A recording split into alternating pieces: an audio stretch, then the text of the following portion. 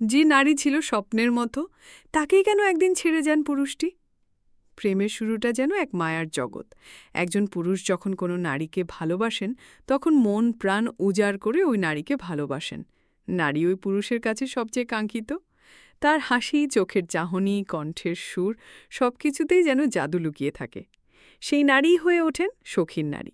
স্বপ্নের মতো ছোঁয়ার আগেই মন ভরে ওঠে। কিন্তু তবুও সময়ের সাথে অনেক সম্পর্কেই দেখা যায় এক নির্মম মোড়। সেই শখের নারীকে একদিন হয়তো ছেড়ে চলে যান, অথবা তৈরি করেন যোজন যোজনের দূরত্ব পুরুষটি। মন ভাঙে নারীর। প্রশ্ন জাগে, আমি কি কিছু ভুল করলাম? আমি তো তাকে ভালোবাসতাম, সব দিতাম, তাহলে কেন? এই কেনর উত্তর খুঁজতে হলে প্রেমের উজ্জ্বল মুখের পেছনের ছায়াগুলো বুঝতে হবে। ভালোবাসা মানেই সবসময় সুখ আর হাসি নয়, এটি একসঙ্গে পথ চলার একটা বোঝাপড়া, যার ভেতরে আছে অনেক দায়িত্ব, মানিয়ে চলা, মিথ্যা ও ছলচাতুরি না করা, বিশ্বাসের মর্যাদা রক্ষা করা, স্বাধীনতা পাওয়ার নামে স্বাধীনতা অপব্যবহার না করা, এবং একে অপরের ভেতর আশ্রয় খোঁজার ইচ্ছা। কিন্তু যখন এই জায়গাগুলো ভেঙে যেতে শুরু করে, তখনই সম্পর্কের ভিত কেঁপে ওঠে। অনেক সময় নারী ইচ্ছাকৃত অথবা অনিচ্ছাকৃত এমন আচরণ করতে থাকেন, যা প্রেম নয়, বরং এক প্রকার নিয়ন্ত্রণ করা। প্রতিটি কাজে অনুমতি চাওয়া, সঙ্গীর ব্যক্তিগত সময়কে প্রশ্নবিদ্ধ করা, মোবাইল ঘেঁটে দেখা, কথায় কথায় সন্দেহ, এই সব ধীরে ধীরে প্রেমকে দমবন্ধ করে তোলে। ভালোবাসা আর তখন প্রেম নয়, হয়ে ওঠে এক ধরনের শ্বাসরোধ বন্ধন। একজন পুরুষের কাছেও সম্মান খুব প্রয়োজনীয়। সে যদি তার সঙ্গীর কাছেই বারবার তিরস্কৃত হয়, অপমানিত বোধ করে, কিংবা অনুভব করে যে তার ভুলগুলো বড় করে দেখা হচ্ছে, অথচ প্রাপ্তিগুলো অদৃশ্য হয়ে যাচ্ছে, তাহলে একসময় তার ভেতরের ভালোবাসাটাই হারিয়ে যেতে থাকে। একটা সম্পর্ক তখন আর ঘর হয়ে থাকে না, হয়ে ওঠে এক চাপের জায়গা, যেখানে সে নিজেকে ক্রমেই হারাতে থাকে। এছাড়া আরও একটি বিষয়ের কথা না বললেই নয়, সঙ্গীর সঙ্গে তুলনা করা।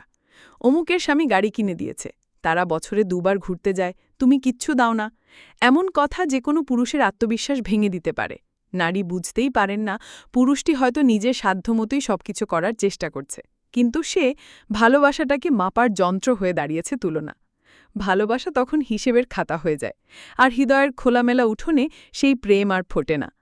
কিছু নারী সম্পূর্ণভাবে নিজেকে সম্পর্কেই বিলিয়ে দেন, অথচ নিজের জন্য আর কিছু রাখেন না, শুধুই সংসার আর পরিবার নিয়ে সারা দিন ব্যস্ত সময় পার করে।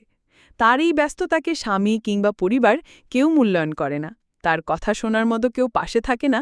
তখন ওই নারী স্বামী সংসারের প্রতি বিতৃষ্ণা এসে যায়, তৈরি হয় দূরত্বের টানাপোড়ান, আর এই দূরত্বের টানাপোড়ান থেকে অবশেষে হয় বিচ্ছেদ। আবার কিছু নারী আছে, তারা আত্মনির্ভরশীল হতে নিজের ক্যারিয়ারকে এত বেশি গুরুত্ব দেয়, স্বামী, সংসার, পরিবার সবার প্রতি তখন উদাসীন হয়ে যায়। তখন স্বপ্ন থেমে যায়। প্রথমে পুরুষ মনে করে, আমার স্ত্রী বোধহয় অন্য কারো সাথে অবৈধ সম্পর্কে জড়িয়েছে, নইলে কেন আমাকে, আমার সংসার, সন্তান ও পরিবারের প্রতি উদাসীন। কিন্তু ধীরে ধীরে তার মনে হতে থাকে, তার সঙ্গী এখন আর তাকে ভালোবাসে না, তার প্রতি স্ত্রীর কোনো টান নেই। তারা একে অপরের যেন এক আত্মপরিচয়হীন ছায়া। এই অনির্ভরশীলতা একসময় সম্পর্কের ভারসাম্য নষ্ট করে দেয়। কিন্তু সবথেকে ভয়াবহ হয় তখন, যখন একজন আরেকজনের মাঝে খুঁত খোঁজা শুরু করে, যখন দুজনের মাঝে সন্দেহের ছায়া পড়ে, কেন দেরিতে আসছো, কোথায় ছিলে, নাকি আমাকে এখন ভালো লাগে না, তখন সম্পর্ক বিষিয়ে ওঠে।